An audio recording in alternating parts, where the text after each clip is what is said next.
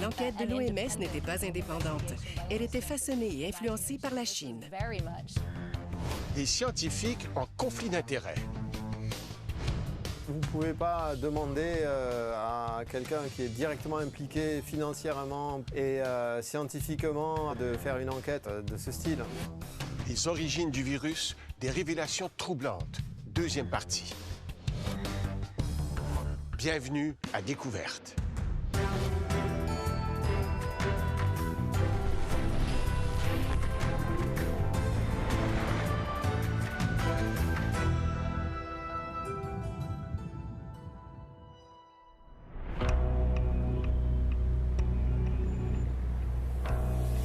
D'où vient le virus qui a causé la pandémie actuelle, le SRAS-CoV-2? Tous s'entendent pour dire que son ancêtre lointain proviendrait probablement de la chauve-souris rhinolophe, une espèce dont l'habitat se trouve à plus de 1600 km de Wuhan, la ville chinoise où tout a commencé. La trajectoire du virus entre la chauve-souris et les humains à Wuhan est le mystère que toute la planète tente de percer depuis un an. La semaine dernière, nous vous présentions deux hypothèses. La première acceptée d'emblée dès le début de la pandémie. Le virus viendrait d'un animal vendu au marché Wannan à Wuhan, lieu de la première éclosion connue. Et la seconde, dénigrée depuis plus d'un an, une fuite de laboratoire. Elle vise en particulier l'Institut de virologie situé à Wuhan, l'épicentre mondial de la recherche sur les coronavirus de type SRAS. Ces chercheurs y ont construit une des plus importantes collections au monde de coronavirus de type SRAS. Ils collectaient des dizaines de milliers d'échantillons provenant d'animaux, principalement des chauves-souris et des rongeurs, et même au fil des ans, des milliers d'échantillons humains, à la recherche spécifique de ces coronavirus, d'agents pathogènes humains. Nous vous avons raconté l'histoire de ces scientifiques qui ont risqué leur carrière et de Drastic, ce groupe d'internautes qui ont enquêté dans l'ombre pour réhabiliter cette hypothèse. Leur enquête a révélé des informations troublantes. Quand la COVID-19 a émergé, l'Institut de virologie avait en sa possession 9 des plus proches parents du virus. Et ils ont choisi de ne dévoiler au monde que l'un d'entre eux, le plus proche. Il y a des choses que nous ne savons pas et sur lesquelles l'Institut de Wuhan n'a pas été transparent. Nous ne connaissons pas toutes les recherches qui y ont été menées. Nous ne connaissons pas tous les virus qu'ils ont dans leur base de données. Un manque de transparence qui inquiète, compte tenu des expériences risquées menées à l'Institut de virologie de Wuhan. Des expériences dénoncées depuis des années. C'était du gain de fonction avec le niveau de menace le plus élevé. Du gain de fonction, un type d'expérience qui vise à modifier des virus afin de les rendre plus transmissibles ou plus mortels. L'Institut de virologie construisait des virus chimères à partir des virus de type SRAS, modifiés pour les rendre capables d'infecter l'humain. Ils l'ont fait 8 fois. Et sur les 8 fois, ils ont réussi à construire 2 virus capables d'infecter des cellules humaines. L'hypothèse de la fuite de laboratoire est longtemps restée marginale, en partie parce qu'elle embarrasse plusieurs scientifiques et des géants. Tous les individus de toutes ces agences de financement, au moment où ils ont réalisé le lien potentiel avec un laboratoire, ils avaient un très fort intérêt à nier ce lien. Personne ne veut être coupable de décisions qui ont peut-être entraîné des millions de morts. Cette semaine, on se penche sur l'enquête officielle menée par l'OMS pour trouver l'origine du virus et les impasses scientifiques et politiques auxquelles elle se bute. Une chose que nous avons apprise de l'étude des origines de la COVID est que l'OMS n'a pas le pouvoir. Les failles de cette enquête font craindre le spectre d'un futur possible, une prochaine pandémie causée par des virus créés par l'humain.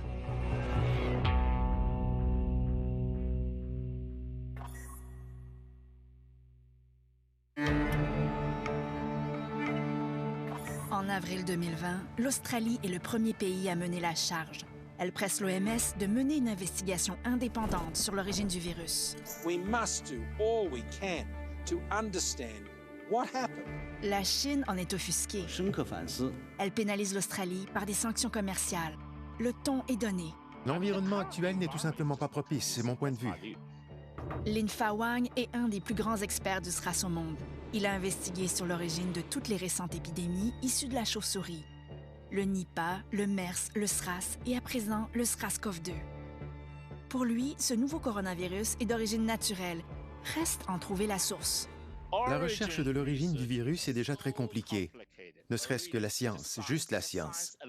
Si on joue à faire de la politique comme nous le faisons là, je crois que nous ne la trouverons jamais. En mai 2020, l'Assemblée mondiale de la santé réclame l'identification de la source zoonotique du virus et sa voie d'introduction dans la population humaine. Philippa Lansos est experte en menaces biologiques au King's College de Londres. Elle conseille régulièrement l'ONU sur ces questions. L'Assemblée mondiale de la santé a déclaré que nous avions besoin d'une enquête sur les origines de la pandémie. Mais le problème, c'est qu'au moment de mettre en œuvre cette décision, la Chine a exercé trop d'influence et n'a pas permis d'avoir une enquête appropriée. Après des semaines de négociations confidentielles entre l'OMS et Pékin, en novembre 2020, le mandat est rendu public. On parle à présent d'une étude conjointe et non plus d'une enquête. Au final, ce qu'on a obtenu, c'est ce qu'ils ont eux-mêmes appelé un voyage d'études, dans lequel la Chine a fortement influencé le mandat ou les termes de référence du groupe. Le mandat se concentre sur l'hypothèse naturelle du virus, mais aussi sur une autre hypothèse, la voie des aliments congelés vendus au marché Huanan, une hypothèse soutenue par le gouvernement chinois. Alina Chan est postdoctorante au Broad Institute, associée à Harvard et au MIT. Elle a été une des premières voix scientifiques à réclamer publiquement une discussion ouverte sur la possibilité d'une fuite de laboratoire. L'hypothèse des produits congelés est celle où des scientifiques affirment qu'un bloc de viande surgelée, expédié à Wuhan, serait la source de la pandémie. C'est un scénario extrêmement peu probable. Jusqu'à présent, on n'a trouvé personne ayant déjà contracté la COVID d'un bloc de viande surgelée. Si cette hypothèse s'avère, le virus proviendrait alors des pays qui exportent ces produits congelés, ce qui innocenterait la Chine. Nulle part j'ai vu quoi que ce soit publié disant que cela arrive ou qu'il est crédible que cela arrive. Depuis 20 ans, le docteur Daniel Lucy parcourt le monde pour se rendre au lieu d'émergence des nouveaux virus afin d'étudier les épidémies et leur origine. Il était sur le terrain pour les débuts de l'Ebola, du MERS, du SRAS, du Zika. Le plus important message que le gouvernement central chinois souhaite pour la COVID est que ce virus n'a pas commencé en Chine. Nulle part, le mandat ne mentionne la possibilité d'une fuite de laboratoire.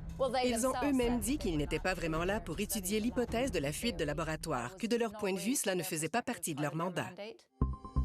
Pour mener cette mission, la Chine forme une équipe de 17 personnes qui devra collaborer avec 17 experts nommés par l'OMS.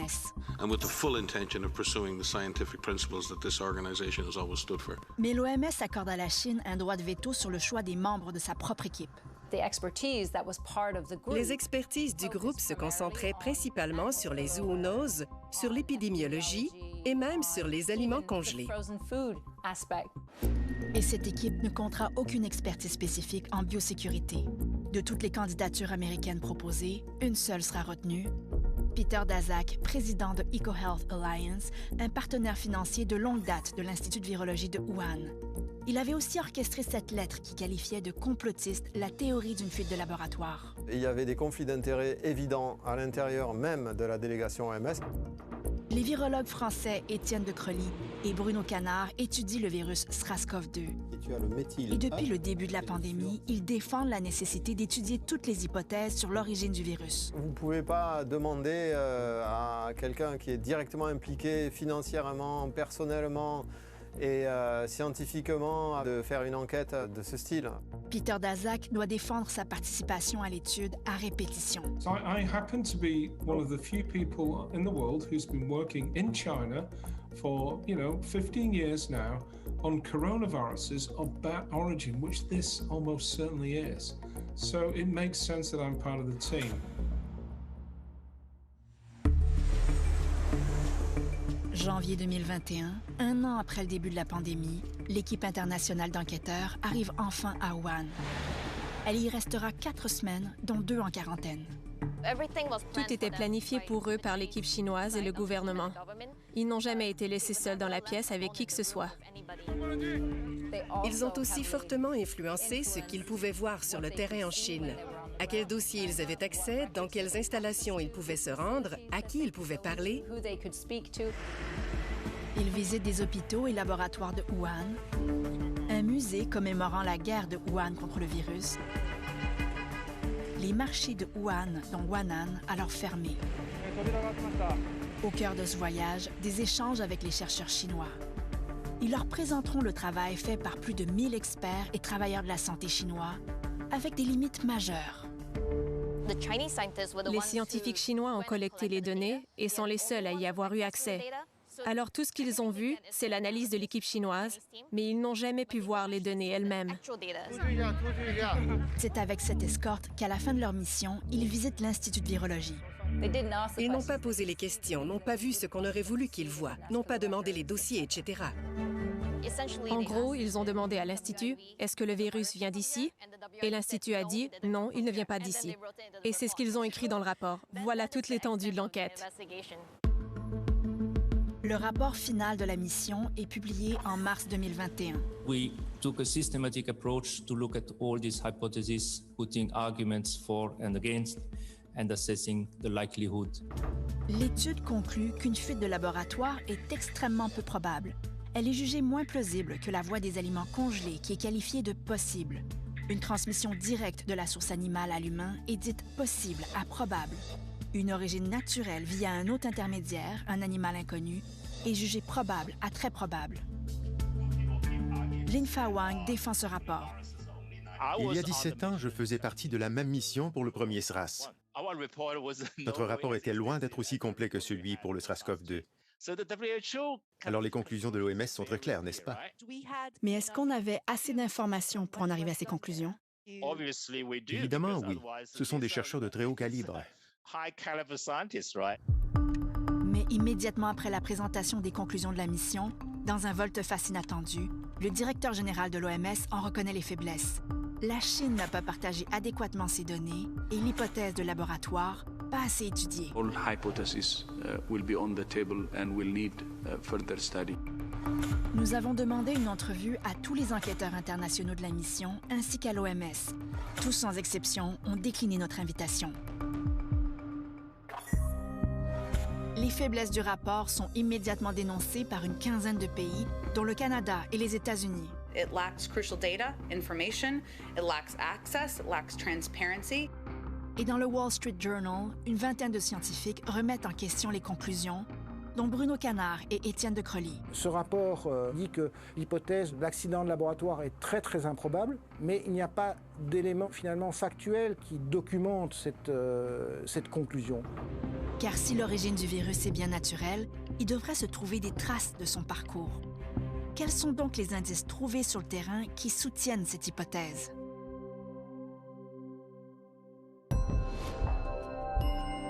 Après la pause, le marché d'animaux vivants Wan'an, premier suspect.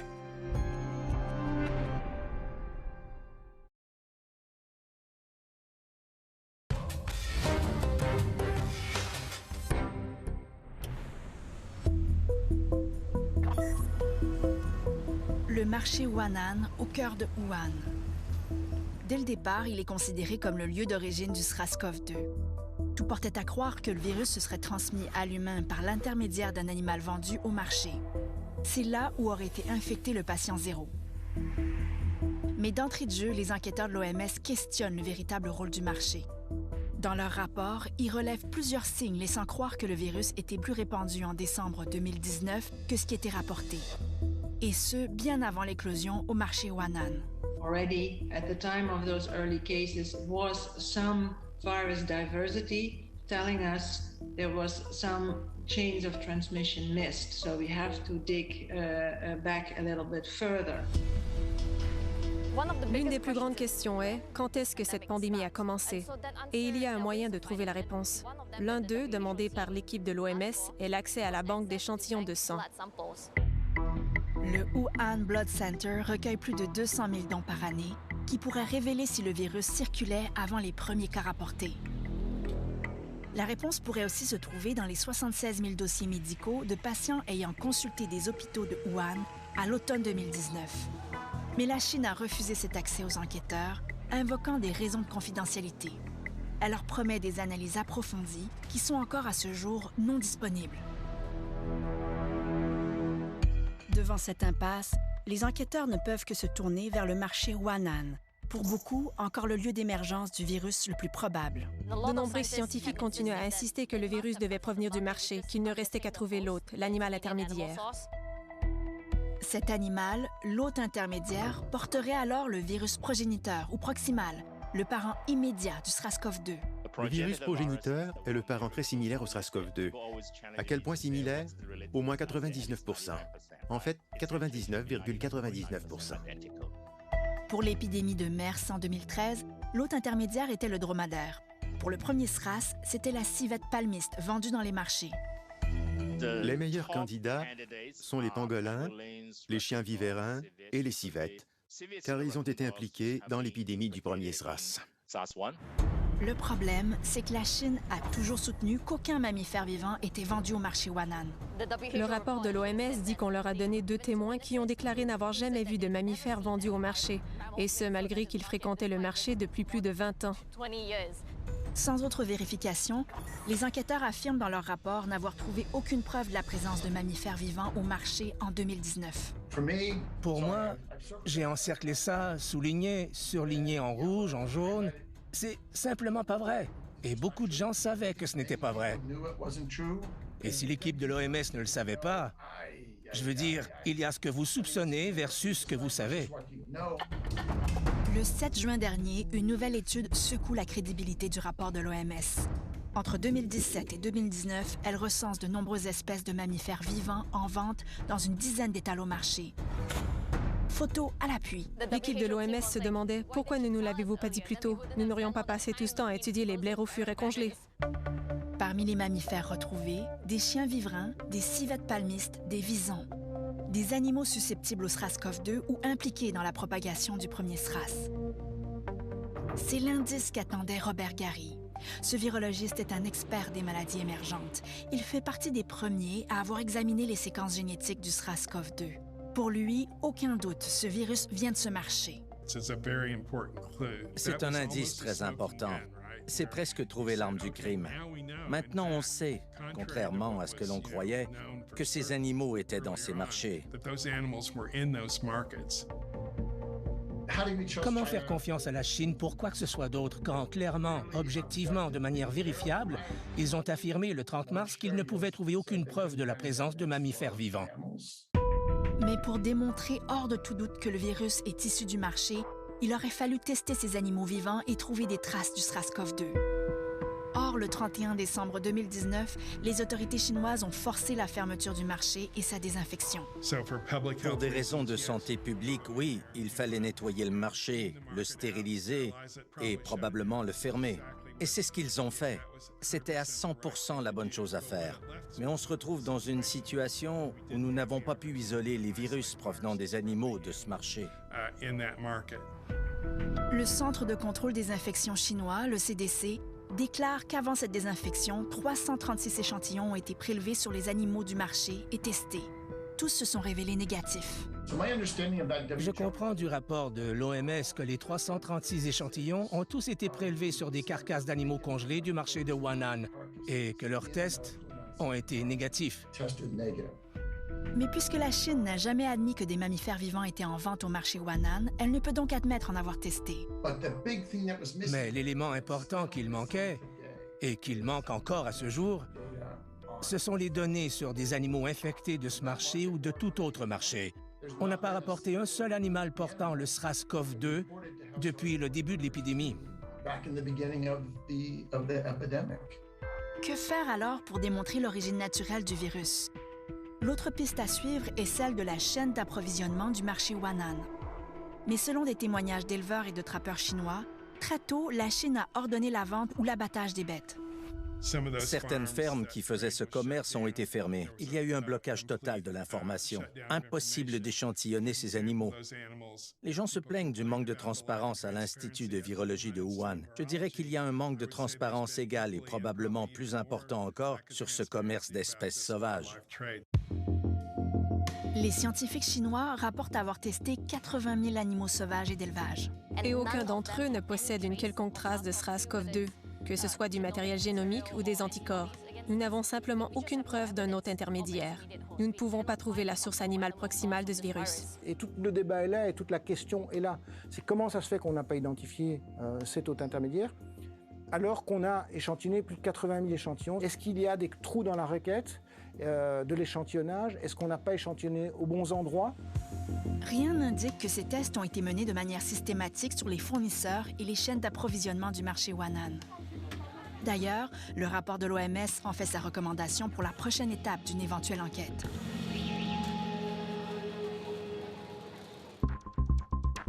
Cette absence de preuves est troublante, surtout en comparaison avec les pandémies passées. Pour le MERS, l'hôte intermédiaire a été identifié 9 mois après le début de la pandémie. Pour le premier SRAS, trouver cet hôte intermédiaire fut encore plus rapide. Ils n'ont confirmé qu'en mars 2003 qu'il s'agissait d'un coronavirus. Mais en mai, ils avaient déjà trouvé de nombreuses espèces animales porteuses de virus similaires dans les marchés de Guangdong. Alors les preuves terrain étaient là. Des virus similaires au SRAS étaient répandus dans la communauté du commerce animal de Guangdong. Pour le SRAS 2, ils n'ont rien de cela. On a bien trouvé récemment dans des chauves-souris au Laos, à 2000 km de Wuhan, plusieurs virus apparentés au SRAS-CoV-2. L'un serait plus rapproché génétiquement que ceux connus jusqu'à ce jour. Mais ces virus sont encore éloignés du virus proximal recherché et ne possèdent pas une des caractéristiques génétiques clés attendues. Plus les mois passent, plus les chances de trouver l'ancêtre immédiat du SRAS-CoV-2 diminuent.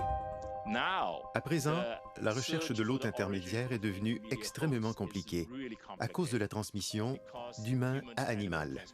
Si on trouve un animal sauvage portant un virus identique à 99,99%, est-ce vraiment un ancêtre du SRAS-CoV-2 ou bien un variant?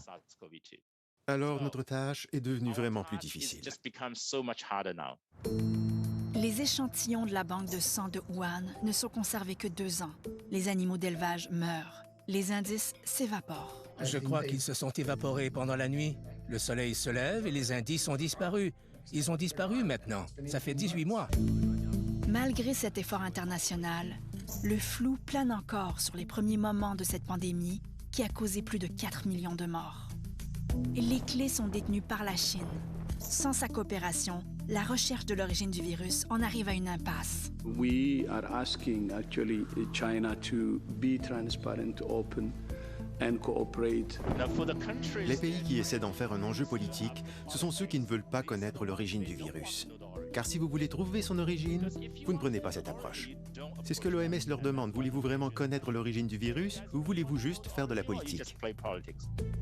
Au printemps 2021, sans preuve tangible de l'origine naturelle du virus, de plus en plus de scientifiques et de politiciens prennent au sérieux l'hypothèse de laboratoire. Les frustrations de coulisses deviennent publiques, la colère monte.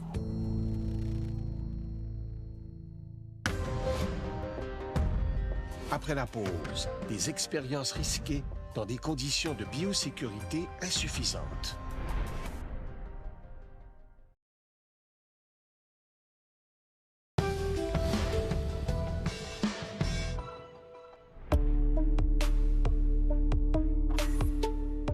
Printemps 2021. D'un côté, les découvertes dérangeantes de Drastic s'accumulent et font l'objet de publications scientifiques. De l'autre, les preuves de l'origine naturelle demeurent introuvables.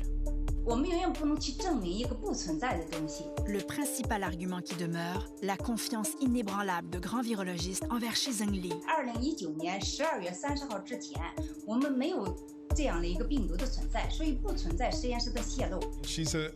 C'est une virologue de renom. Elle publie des articles depuis des décennies sur des nouveaux coronavirus de chauve-souris. Je ne vois tout simplement pas une telle personne être impliquée dans un complot, une conspiration. Lin Fa Wang, ami de longue date de Shi Zhengli, la défend. En janvier 2020, j'étais à Wuhan, je parlais à son équipe. Avant même que le monde ne commence à émettre l'hypothèse d'une fuite de labo.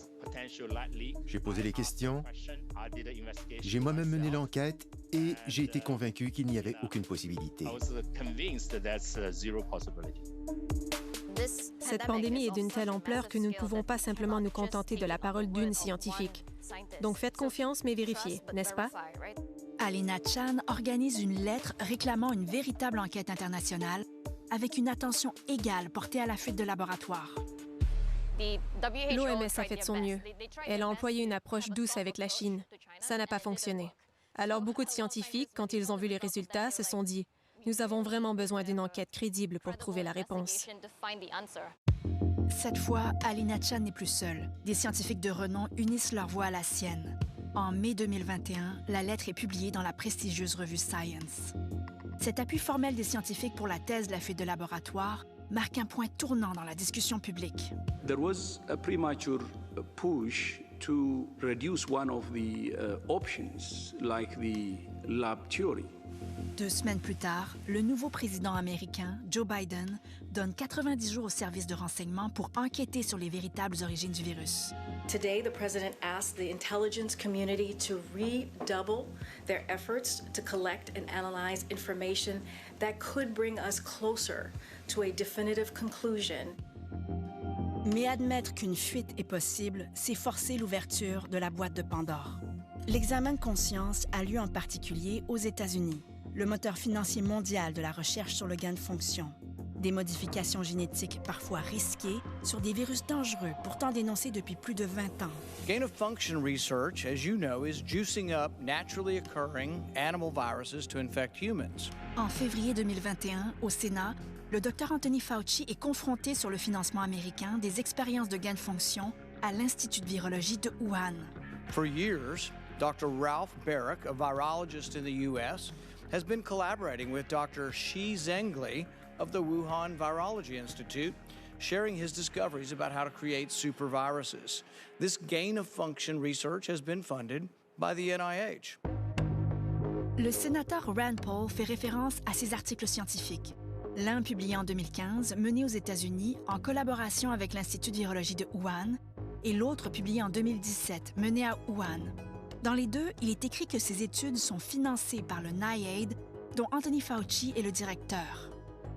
Malgré cela, le Dr Fauci, un défenseur de longue date du gain de fonction, nie. The NIH has not ever and does not now fund gain-of-function research in the Wuhan Institute. Il a donc un très fort intérêt personnel, un très fort conflit d'intérêts à entraver ces discussions. Et c'est pourquoi il a menti encore et encore et encore. Le biologiste Richard Ebright se bat depuis plus de 20 ans pour une meilleure régulation des expériences de gain de fonction. Ce financement américain est d'autant plus compromettant qu'une partie aurait été accordée alors qu'était en vigueur un moratoire sur le financement des expériences de gain de fonction. Ce travail a été mené puis publié pendant le moratoire. Le plus frappant est qu'après que les résultats aient été publiés et rapportés aux agences de financement, ces agences ont encore failli à interrompre ce type de travaux. Le gouvernement américain se défend. This paper that you are referring to was judged by qualified staff up and down the chain as not being gain of function.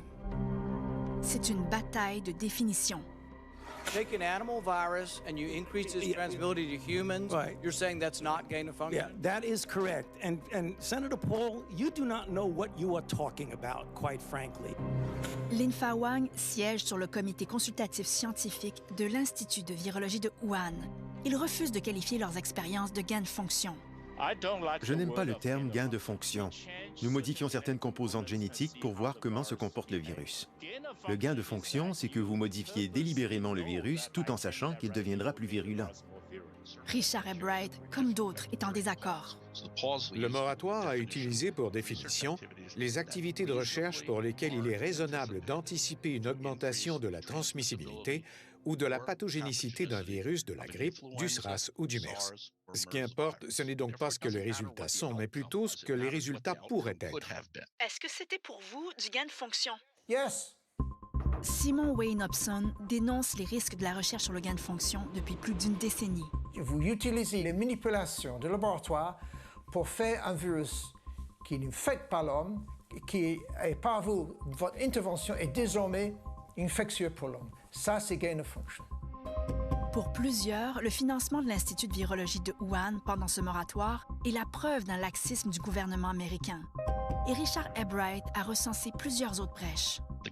La subvention qui a soutenu ce travail, c'est l'une des 3-4 douzaines qui auraient dû être suspendues, mais qui ne l'ont pas été, car l'agence de financement a failli à les identifier comme du gain de fonction. Cette incapacité d'identifier ces recherches à haut risque inquiète d'autant plus qu'elle s'ajoute, selon plusieurs, à un manque d'encadrement des conditions de biosécurité. L'Institut de virologie a souvent mis l'accent sur son nouveau laboratoire de sécurité maximale, de niveau P4, et ses mesures exceptionnelles de sécurité.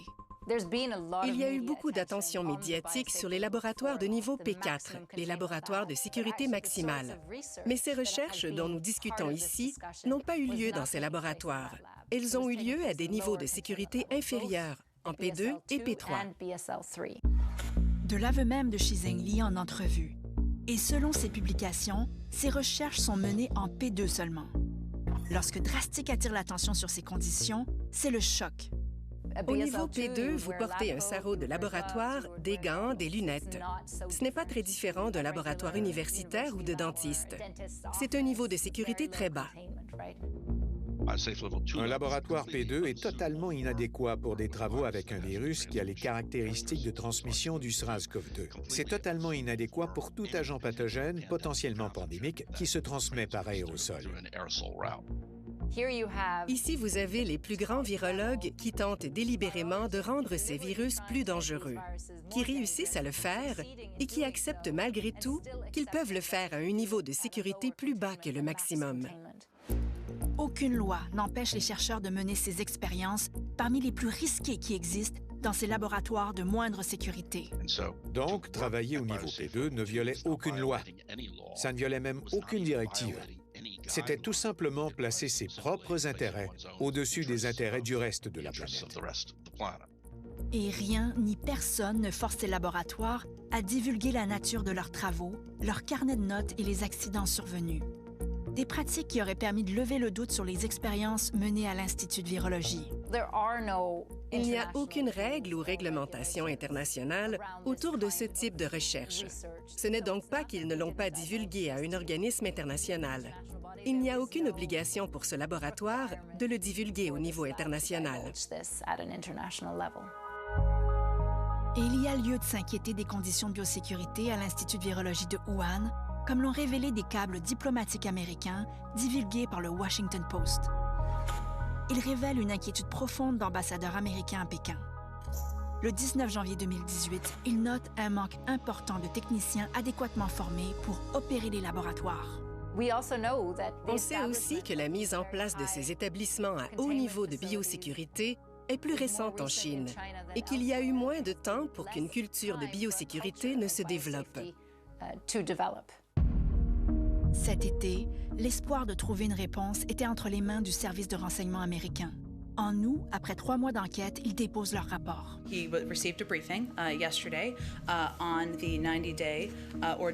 Eux non plus ne parviennent pas à trancher. Les 17 agences impliquées sont profondément divisées. L'OMS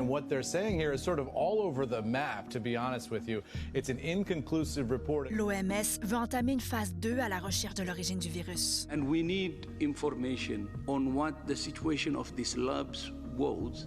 Mais la Chine s'y oppose. Voici là où nous en sommes. 2 hypothèses, beaucoup de spéculations, aucune preuve définitive. Pour démontrer une origine naturelle, la pièce manquante est la trace d'un virus progéniteur dans un hôte intermédiaire ou dans la chaîne d'approvisionnement du marché de Wuhan. Pour une fuite de laboratoire, ce serait dans les bases de données ou des carnets d'expérience des laboratoires. Dans les 2 cas, on ne peut obtenir ces preuves ni par l'enquête de l'OMS, ni par aucune autre régulation internationale en biosécurité.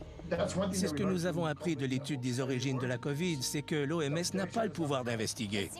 Il semble n'y avoir aucun mécanisme international pour retracer les origines d'un virus. Et ce qu'on a vu à travers toute cette saga, c'est qu'un pays peut simplement dire non et il est alors impossible de le retracer. Sans mécanisme efficace pour enquêter les fuites de laboratoire ou les origines des épidémies, on est condamné à reproduire le passé, ou même à faire pire.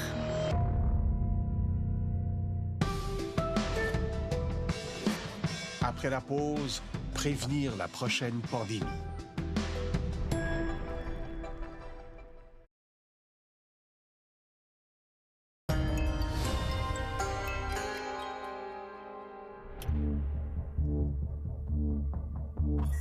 juillet 2021.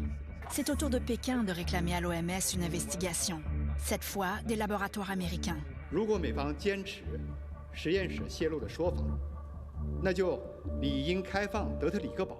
Un rappel que des laboratoires menant des expériences risquées, il s'en trouve dans bien d'autres pays. Ce problème d'accident de laboratoire n'est pas spécifique à la Chine. Ça peut arriver dans n'importe quel pays où on travaille avec des pathogènes à potentiel pandémique. Philippa Lentzos a publié cette année une cartographie mondiale des laboratoires haute sécurité de type P4, là où on manipule les pathogènes les plus dangereux de la planète. Elle dénombre 59 laboratoires de sécurité maximale de type P4 répartis dans 23 pays. Et il n'existe encore aucune estimation du nombre de laboratoires de type P3. Des nombres en forte croissance depuis 2001. Il y a une forme de course aux armements d'établissements à haut niveau de biosécurité qui a commencé par les efforts américains en réponse aux attaques terroristes du 11 septembre et aux envois postaux d'anthrax. Philippa Lentzos a recensé les mesures de biosécurité qui régissent les laboratoires P4 existants. Les 3/4 ne respectent pas les meilleures pratiques de biosécurité. Ce qui signifie qu'il y a plusieurs pays qui pourraient améliorer leurs mesures de biossûreté et de biosécurité. L'enjeu est d'autant plus inquiétant que la multiplication de ces laboratoires haute sécurité devrait s'accélérer. Il y aura plus d'accent mis sur la préparation et la réponse aux pandémies dans le futur. Le nombre de laboratoires de niveau P4, mais aussi P3, devrait augmenter de manière spectaculaire au cours des prochaines années. À l'été 2020, en pleine pandémie, la Chine a annoncé la construction d'une vingtaine de nouveaux laboratoires P4 et 88 laboratoires P3. Plus on a de laboratoires de type BCL4, eh bien plus on va travailler sur des virus qui potentiellement sont très dangereux dans l'espèce humaine. Et les accidents de laboratoire sont courants. CDC's after-action report identified 4 other cases in the last decade. On en a vu partout dans le monde. Aux États-Unis, de H5N1, d'anthrax. Au Royaume-Uni, de variole. En Europe, de prions de vache folle. Le SRAS-1, par exemple, a fui de laboratoire 6 fois. Une fois à Singapour, une fois à Taïwan de laboratoire P4, donc du plus haut niveau de biosécurité, et jusqu'à 4 fois de l'Institut de recherche de Pékin. Inexorablement, on avance vers le jour que nous allons dire ça, c'était made in the laboratory. Si ce n'est pas maintenant, ça sera en 3 ans, en 5 ans. La puissance de feu que technique génétique qu'on a, c'est incroyable. En ce 21e siècle, les humains fabriquent leurs propres virus. On les collectionne, on les cultive en grand nombre, on les recombine, on les modifie. Cela pose de nouveaux risques. En 2017, les États-Unis ont levé le moratoire sur les expériences de gain de fonction. NIH lifts funding pause on gain of function. En imposant des évaluations de risques et de bénéfices pour toute nouvelle expérience. A framework has been now established to guide funding decisions on proposed research. Une politique qui n'est pas appliquée selon Richard Ebright. Aux États-Unis, nous avons sur papier une politique, mais depuis sa création, un seul projet a été évalué, alors que 2 ou 3 douzaines auraient dû l'être. Cela laisse la responsabilité de l'évaluation des risques-bénéfices aux scientifiques eux-mêmes et à leurs institutions. À mon avis, c'est insuffisant. Si l'on veut prévenir la prochaine pandémie, une réflexion s'impose, peu importe la provenance du virus qui cause la pandémie actuelle. Qu'elle soit liée à la destruction des habitats écologiques et le commerce des espèces sauvages, ou aux expériences dangereuses en laboratoire sans encadrement suffisant. Nous devons, de manière urgente, minimiser les vulnérabilités de ces 2 voies d'entrée possibles des virus dans la population humaine. Nous sommes dans une situation analogue à celle suivant une catastrophe aérienne. Le moteur gauche peut avoir été défectueux, ou celui de droite. Nous devons réparer les 2, et pas juste un seul. Sans quoi nous reverrons cela de notre vivant.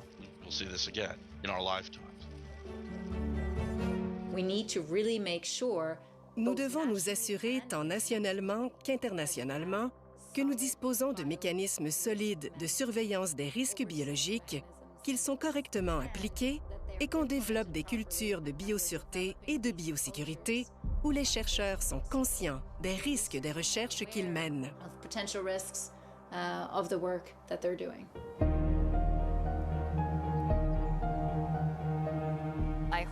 J'espère que les scientifiques, comme les non-scientifiques, trouveront une façon de ramener cela à une conversation équilibrée, dépolarisée et non politisée. Je sais que nous sommes profondément plongés dans la politique en ce moment. Tout le monde se blâme les uns les autres. Nous devons trouver une façon de désamorcer cette conversation. Cette vaste quête internationale, des hautes institutions, des nations les plus puissantes, des scientifiques et internautes rebelles. Ce travail n'a pas permis de prouver ce qu'on cherchait, l'origine du virus. Mais il nous a appris beaucoup sur les failles béantes en biosécurité et en législation, sur les faiblesses de l'OMS et comment, même dans les plus hautes sphères de la science, il peut être difficile de discuter ouvertement et rationnellement. Je crois que ça a été une discussion inutilement difficile pour les scientifiques. Alors qu'en vérité, la recherche de l'origine d'un nouveau virus aurait dû être à l'avantage de tous. Est-ce que je vais continuer à m'impliquer sur cette question? Ce n'est pas clair. Il est maintenant temps que des experts plus réputés prennent les choses en main et montrent au monde que les meilleurs scientifiques peuvent enquêter de manière impartiale sur les origines du virus. Et je ne suis pas cette personne. Je suis une postdoc, une apprentie scientifique.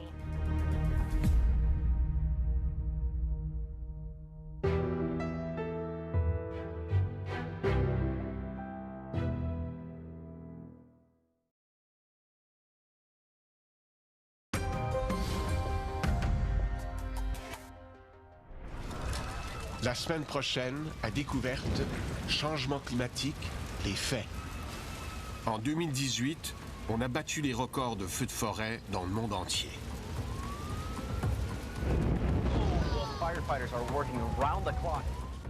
Voilà, c'est ainsi que se termine l'émission d'aujourd'hui.